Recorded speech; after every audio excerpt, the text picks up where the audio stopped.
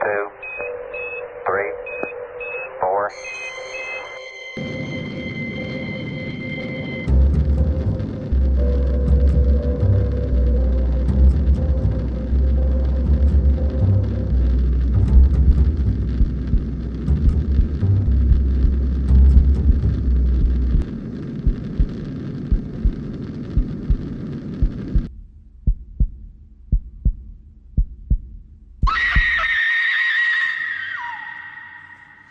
In just a moment, X-1.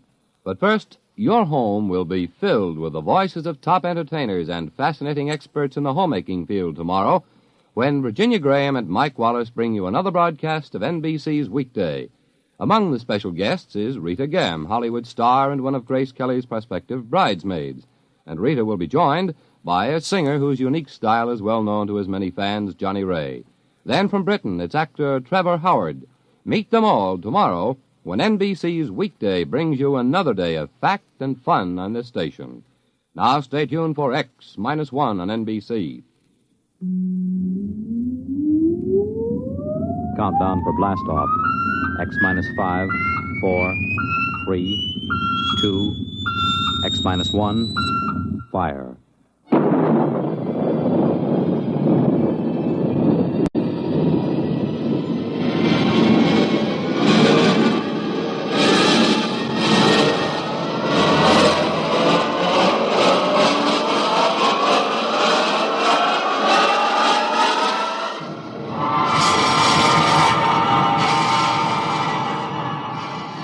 From the far horizons of the unknown come transcribed tales of new dimensions in time and space.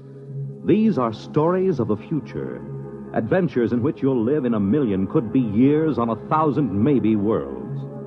The National Broadcasting Company, in cooperation with Galaxy Science Fiction Magazine, presents X minus 1.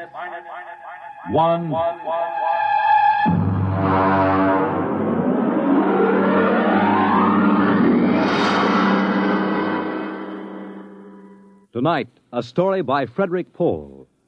Tunnel Under the World.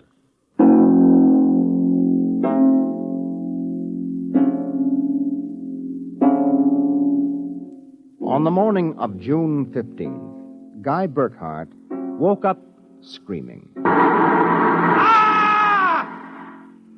It was more real than any dream he had ever had in his life. He could still hear and feel that sharp, metal-ripping explosion, that searing wave of heat. He sat up. Mary, where are you? Guy, what's wrong? You're trembling. Where were you? In the kitchen cooking breakfast. What is it? I don't know, a dream, I guess. An explosion. Did you say an explosion? Yes. But that's the dream I had.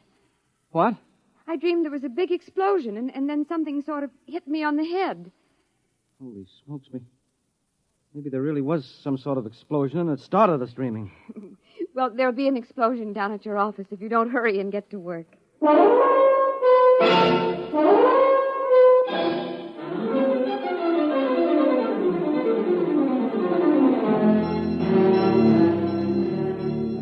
Coming in on the bus, Burkhart watched to see if there was any evidence of an explosion.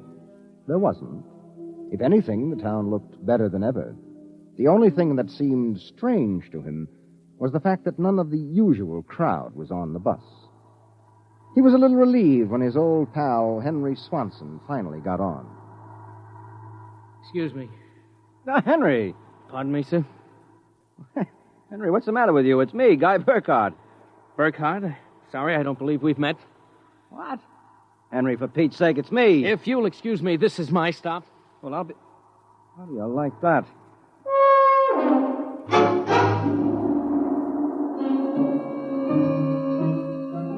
Guy Burkhart got off in front of the gigantic Contro Chemical Building, took the elevator to the 98th floor where he had worked in the accounting department for 12 years.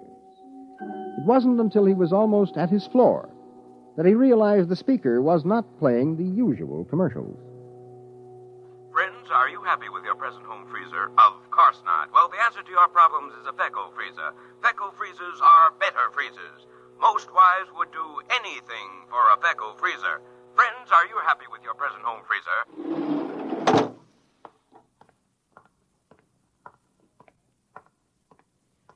Morning, Miss Horn. Good morning, Mr. Burkhardt. Well, new hairdo, I see, huh? Why, yes. Do you like it? That makes a lot of difference in your appearance. Mr. Barth in? No, sir. He had an appointment with Mr. Dorchin of the Human Research Institute. Today?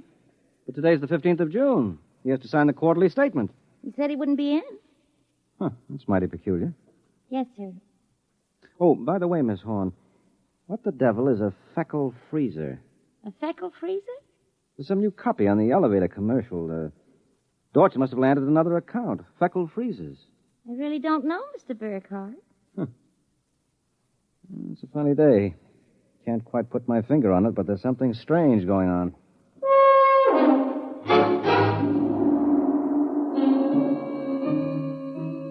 He couldn't shake the thought out of his mind. It persisted all through the day and through dinner. He was still brooding as he and Mary got ready for bed. Tired, dear? Oh, no. Anything wrong? I don't know. Well, I guess I'll get a good night's sleep. Coming? I think I'll sit up and read for a while. Well, good night, darling. Night, dear.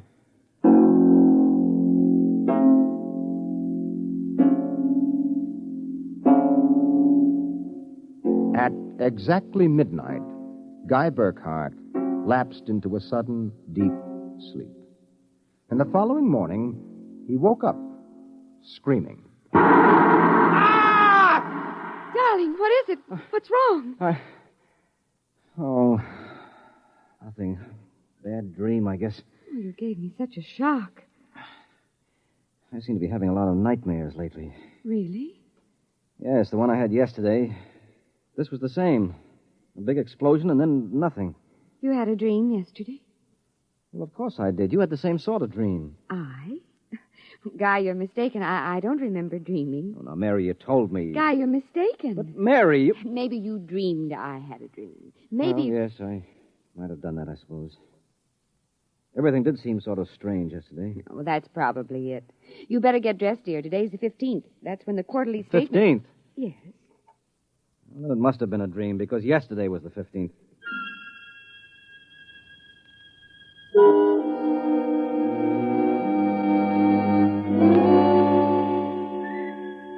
Guy Burkhardt got up, dressed, ate breakfast, and took the usual bus to work. Once again, everything seemed even brighter and newer than usual. And once again, he was puzzled when he noticed none of the old crowd on the bus. Pardon me, please. Well, look, don't shove so. Oh, morning, Henry. Morning. For God's sake, don't talk to me. What is it? You being followed or something? Don't you know? I was sure you remembered. Remembered what? I can't talk. This is my stuff. Will you excuse me, please? Well, Henry, for Pete's sake.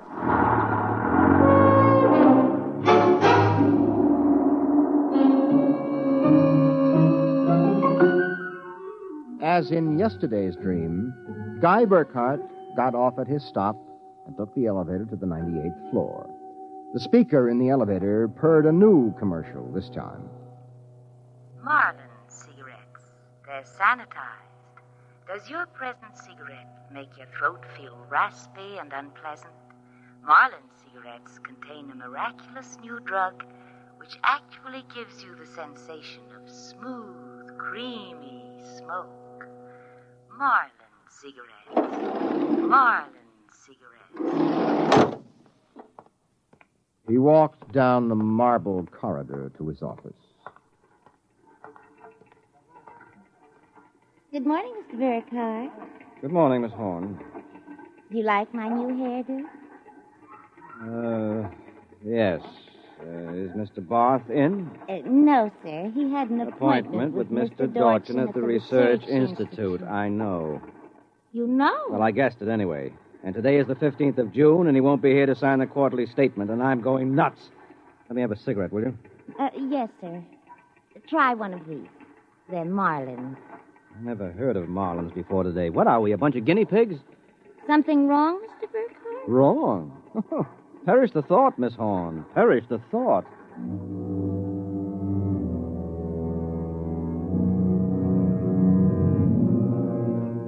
He went to his desk and stared at the mail. Before he opened it, he knew that the factory distributor's envelope contained an order for 12 new electronic computers. He knew that the development journal contained an article about a new method of transprinting selective brain circuits of human engineers onto the electric brain circuits of robot engineers to facilitate the operation of automatic factories. He knew that there was a complaint from Feinbeck & Sons about the Controchemical's newest household robot circuit. After a long while, he forced himself to open them. They were exactly as he suspected. Hello? This is Swanson, Henry Swanson. What is it? Do you remember? Remember what? Just remember. All right, now listen, Henry, let's stop playing games. Yesterday, either I was dreaming or you snubbed me on the bus. Today, the same thing happens. Oh, you do remember, thank heavens. I thought so when I saw you, but I couldn't be sure. Well, what is it you want? Listen, tomorrow morning, when I get off the bus, you get off with me. Be casual. They may be watching. Who may be watching? Swanson! Hello!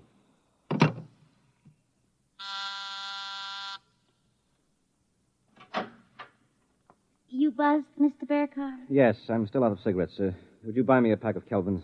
Wouldn't you rather have Marlins? I smoke Kelvins. But, Mr. Burkhardt, Marlins have that soft, creamy smoke that's so soothing to your throat. Oh. You really believe that stuff? Well, it's true. I wouldn't say this, Mr. Burkhardt, except that, well, I've gotten to know you pretty well, and I've grown to admire you so much. I see. Would you mind, Mr. Burkhardt, if I told you that for months now I've wanted to, well, just comfort you? I know how troubled you've been. Well, you've never mentioned your feelings before, Miss Horn. April. My first name's April. Uh-huh. Well, that's a pretty name. You see, I do have your welfare at heart. That's why when I see you smoking Kelvins and I know Marlins are so much better, won't you let me buy some of them for you, huh? Well, I suppose so. Why not?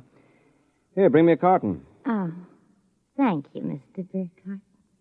Guy? I think you ought to go. I'll be back.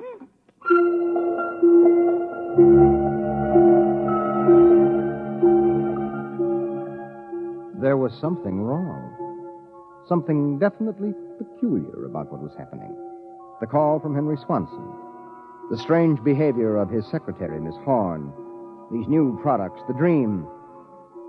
Guy Burkhardt went home that night feeling like a man in a nightmare. Is that you, dear? It's me. Did you have a good day? Fair. Oh, before you sit down, will you go down in the cellar and put in a new fuse? The switch in the hall closet blew out. I shut it off. Okay. Supper will be ready in a minute, so don't start fooling around with that old boat hull you've been building. I won't.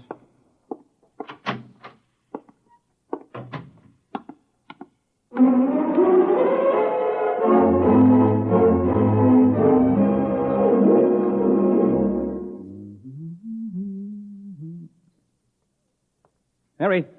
Mary! What is it? Come down here. Hurry up.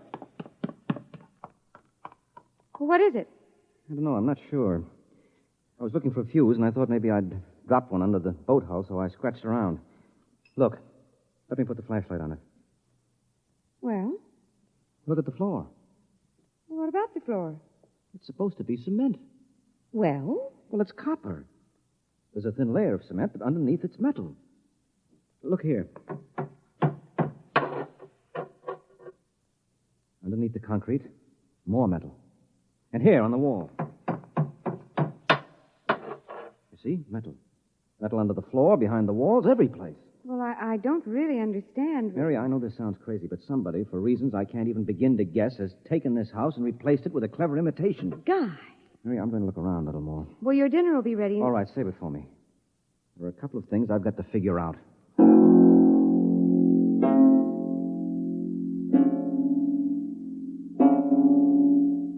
The following morning, Guy Burkhardt woke up screaming. He dragged himself into the kitchen where his wife Mary was preparing breakfast and discovered it was still June 15th. Mary, where's the morning paper? Where is it? It's outside the door, I guess.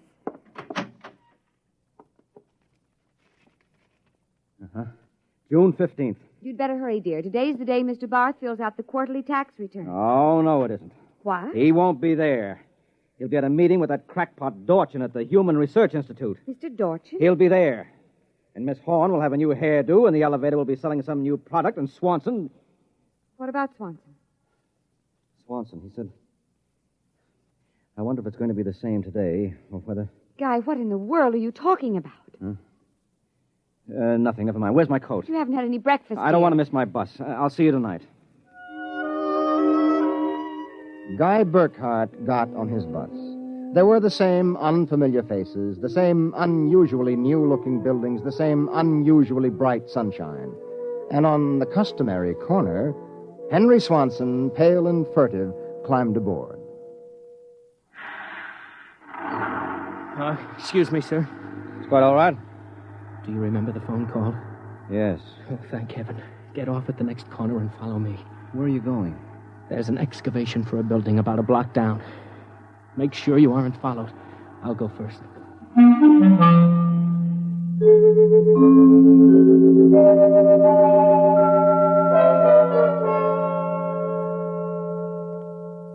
Burkhart.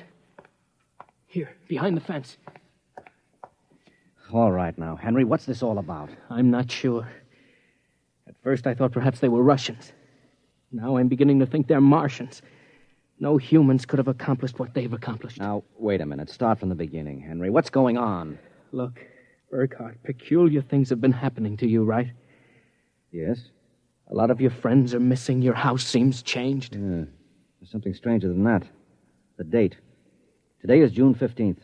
Yet I could swear yesterday was June 15th and the day before that. You got it, friend. It's always June 15th. And you and I are the only ones who know it. But why, Henry? How? I'm not sure. I think it's some sort of mass hypnosis or something. Well, why doesn't it work for us? My wife, Mary, doesn't remember a thing. Somehow, when it happened, they missed us. We were protected from the full force of the rays or whatever they used. Burkhart, where were you on the night of the 14th, about midnight? Let me see, that was Sunday night. Yes. Yeah, I was down in the cellar under the boat I'm building. I was in my darkroom developing some pictures. This just doesn't make any sense to me. Russians, Martians. What makes you think that? I've seen them. Where? At the end of the tunnel. What tunnel? The one they built under Tylertown. A tunnel under Tylertown? Yes, that's right. It's made out of copper or some alloy. Copper? Wait a minute. I found a copper layer under my cellar floor last night. So did I. That's how I discovered it. I found a way to get in, too. It's at the bottom of this excavation. Holy mackerel. Henry, why don't we tell the police? Because we can't trust them. Even the police may be Martians in disguise. Oh, come on now. You're being melodramatic. Oh, am I? Well, you just come with me. Where? Into the tunnel. I'll show you.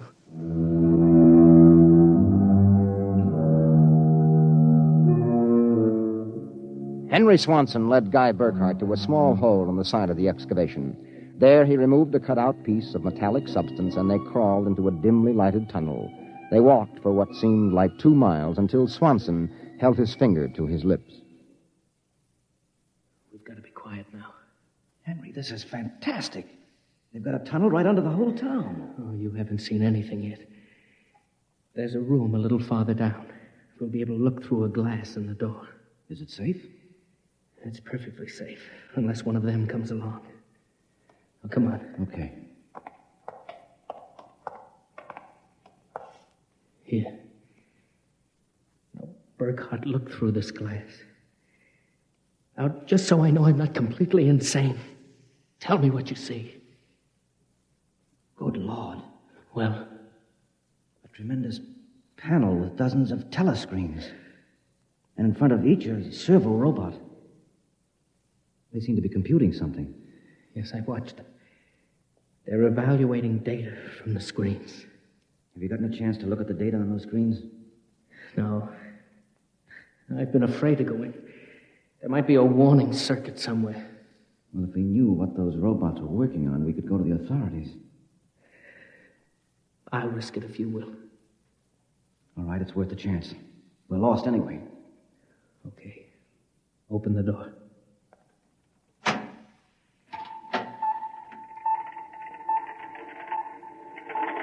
So far, so good. Come on. Let's take a look at that data. But don't interfere with the robots. Don't worry. Here, let's look at this screen. Listen to this. Tests in the 47K12 group with Marlin cigarettes pulled 80% using the soft feminine approach. Indications are that an extension of this approach would influence at least 70% nationwide. The direct elevator pitch pulled only 10%. This should be abandoned and a new series of high persuasion personal elements introduced. Henry, do you know what this means? I haven't the faintest idea. I don't blame you. This is crazy, but it fits the facts when I think about it. Do you know who's behind this? Martians? No, not Martians, Henry. Humans. What? Humans who are interested in developing the perfect propaganda machine. What? I don't know who they are or how they've done it, but somehow they've taken Tylertown over. Hypnosis. Hypnosis, drugs, maybe some kind of array or something. However they do it, what happens is that they let us live through a single day. During that day, they pour all kinds of suggestions and propaganda into us. At the end of the day, they evaluate the results, see how we've reacted. And at midnight, they wash the day out of our minds, and the next morning we start the same day over again with different stimuli. Do you know what that means, Henry? Suppose one man learned how to influence people 100%. Why, in a year, he could sell us anything from freezers to political candidates. Oh, wait a minute. We're guinea pigs, Henry. This whole community is one big test tube for Dorchin's propaganda research. Burkhardt, what do we do? I don't know, but somehow we've got to get out of this town and get to the FBI. What do you think we can? It's worth a try. Come on. Wait. Huh? What is it? Look through the door. There's somebody coming down the tunnel. You've got to hide. Behind the circuit box. Wait. Good Lord, it's Dorchin, the head of the Research Institute. Quiet.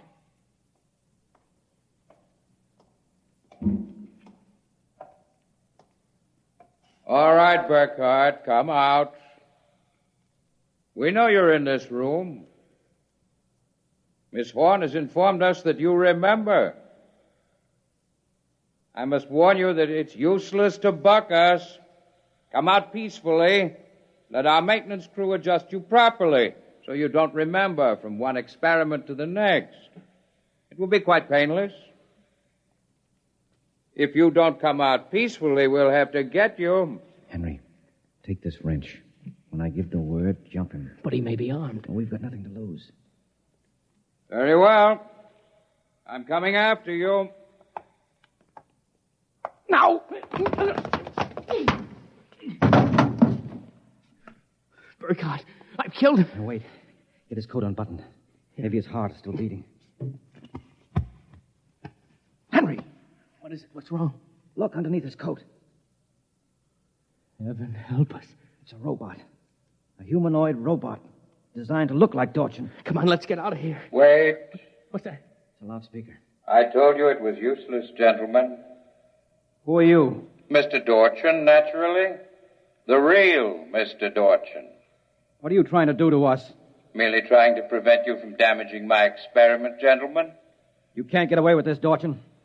Sooner or later, somebody, the FBI or somebody, is going to get wind of this madness. Really, Burkhardt, you're quite naive. Now, why not be reasonable and let the maintenance crews adjust you? And if I refuse, I suppose you'll kill me. That would be quite impossible. Oh? You see, Burkhardt, you're already dead. Dead? You're shocked. It's quite true. You and everyone else in this town were killed by a premature atomic blast at the Condro chemical plant. The blast occurred at 7 a.m. on June 15th. That is the last thing imprinted on your minds. That is why you wake up screaming each morning. No, it isn't true. But it is. What I and my associates did was take the brain circuits from your dead bodies. We stored them in electrochemical batteries till we had a chance to rebuild the cities and begin our tests. Do you think I believe a fantastic tale like that? I imagine you find it incredible. Of course, we didn't rebuild everything exactly. After all, it only has to last for a single day, June 15th. At midnight, we turn off the power and wash out the memory of the day. You and your friend Swanson, unfortunately, have defective circuits. You remember. Burkhardt, it's no use. We're trapped. Give up. No, not me. What can we do? We can make a run for it down the tunnel. Come on. It's useless, Burkhardt. Keep going. It's useless, useless, useless.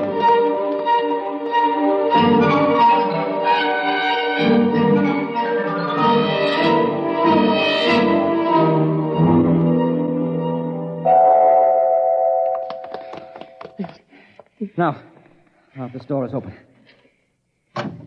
It opens. Oh, no. No, I don't believe it. Swanson, look.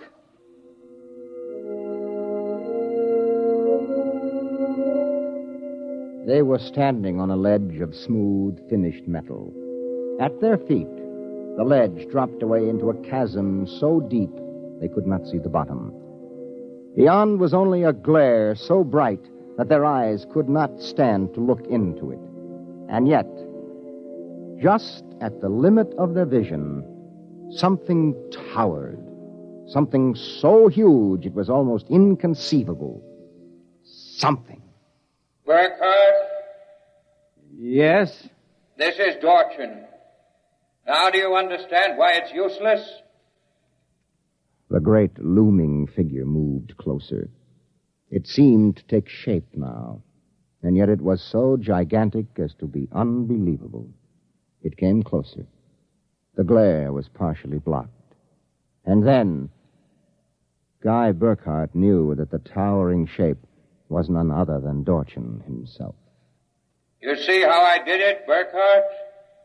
I took your brain circuits and had them reduced so they could be transferred to tiny humanoid mannequins. That's what you are, Burkhardt. A tiny miniature of yourself. And this city, this whole experiment I'm conducting, is built on a tabletop.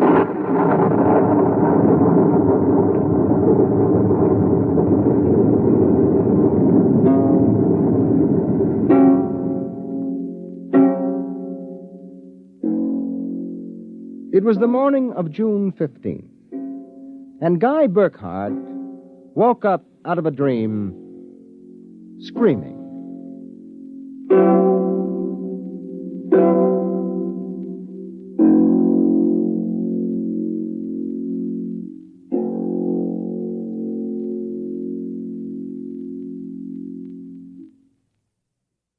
You have just heard X-1, presented by the National Broadcasting Company in cooperation with Galaxy Science Fiction Magazine, which this month features another story by tonight's author, Frederick Pohl.